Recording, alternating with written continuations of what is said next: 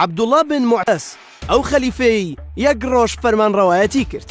گەرچی سەردەمی عەباسیەکان لە مێژوودا وەک خاڵی وەرچەرخانی دنیای فکری عەرەبی پێناسە دەکرێت و سەردەمی زێڕین لەوانەوە دەست پێ دەکات، بەڵام دەسەڵاتداریەکان تەنها بریتی نەبوون لە وەرگێڕانی کتێب و پەرتووکەکانی فەلسەفەی یۆنانی، بەڵکو لەناو دەسەڵاتیاندا کێشمەکێشم و ململانەیەکی سەخت بەڕێوە دەچوو.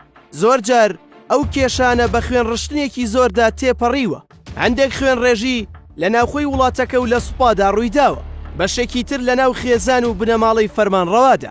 ململانەی دەسەڵات لە سەرەتاکانی مێژووی بەشەریەتەوە تا ئەمڕۆ درێژەی هەبووە. هەندێکیان لەم جەنگەدا سەرکەوتون و توانیویانە مێژوو لە بەرژەوەندی خۆیاندا بنووسنەوە. ئەوانەشی تێکشکاون و دۆڕاون لە مێژوودا بە ترسنۆک و لادەر پێناسە کراون و بەشێکیان تەنانەت لە مێژووشدا پەڕەیەکیان بۆ تەرخان نەکراوە. خەلیفە عەبدوڵڵا بن موعتەز یەکێک بوو لەو سەرکردانەی مێژوو زوڵمی لێکرد.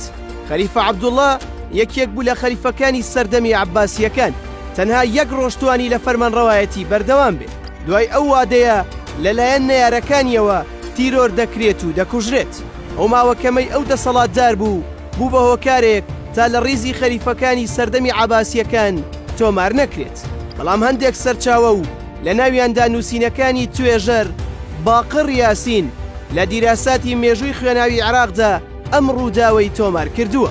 مێژوو گەرچی زانستێکی گرنگە بۆ تێگەیشتن لە ڕەوتی ڕووداوەکانی ڕابردوو، بەڵام گەر بە وردی و بە چاوێکی بێلایەنانە و توێژەرانە هەنگاوی بۆ نەنرێ، لە زۆر شوێندا هەز بە زەبر و جەبر و نادادی هەندێک گێڕانەوە و تۆمار دەکەین. بۆیە مێژوو لە شوێنەوەی زەمی زانستەکە بکات دەبێت هەوڵ بدات ڕووداوەکان وەک خۆی ڕوون بکاتەوە تا بتوانێت لە داهاتوودا تێگەیشتن لەسەری ئاڕاستەیەکی ورتر وەربگرێت و داهاتوو بەسەر کەلێنەکانی ڕابردوودا نەکەوێت.